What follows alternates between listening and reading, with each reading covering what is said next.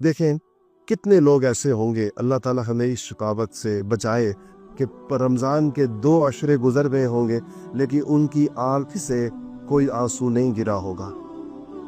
ऐसा होगा या नहीं कि 2 अशरे रमज़ान के गुजर गए लेकिन उनकी आंख वैसी ही खुश्क है जैसा कि वो शब शाबान के अंदर खुश्क थी, जैसा वो 11 महीने खुश्क रही रमज़ान के अंदर। ये खुश्की क्यों होती है? आंखें खुश्क क्यों होती हैं? आंख दिल की सख्ती की वजह से खुश्क होती है। और दिल सख्त क्यों होते हैं?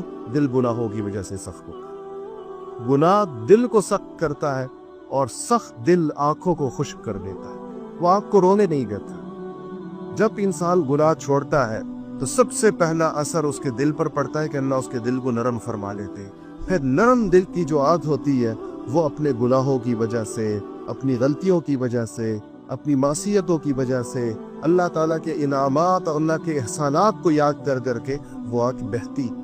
इसी में आँख के रोने की इतनी बड़ी हैसियत है कि रसूलुल्लाह सल्लल्लाहु अलैहि वसल्लम ने फरमाया कि जिसके दिल से, जिसकी आँख से अल्लाह के खौफ की वजह से मक्खी के सर के बराबर भी आंसू निकल आया, उसके जहन्नम की आग हराम हो जाएगी। जहन्नम की आग को बुझा देती है मक्खी के सर के बराबर अगर आंसू आँख से निकल आया।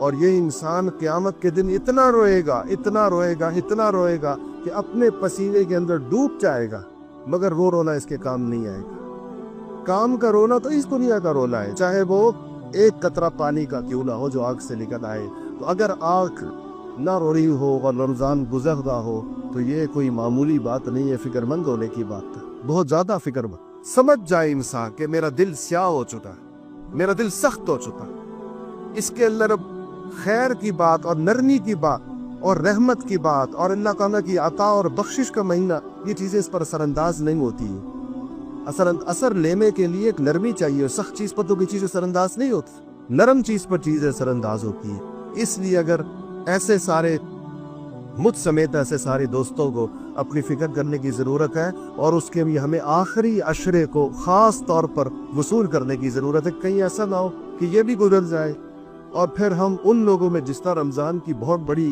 फ़ज़ाइल है, ऐसे ये भी तो फरमाया कि बदबख्त है वो शख्स जिसको रमज़ान मुबारक मिला और इसने अपनी मग़फ़िरत नहीं करवाई। आका करीम सल्लल्लाहु अलैहि वसल्लम ने फरमाया, मिंबर के ऊपर तशरीफ़ ले जा रहे थे, पहले इस फर्स्ट स्टेप के ऊपर इस पे कदम रखा तो आमीन फरमाया था। साहबा ने पूछा, रसूलल्लाह आमीन फरमाए? कहा जिब्राइल ने ये कहा कि बदबख्त है वो शख्स, या बर्बाद हुआ वो शख्स, तबाह हुआ वो शख्स कि जिसको रमज़ान मिला और उसको अपनी मग़फ़िरत नहीं करवाई। मैंने कहा आमीन।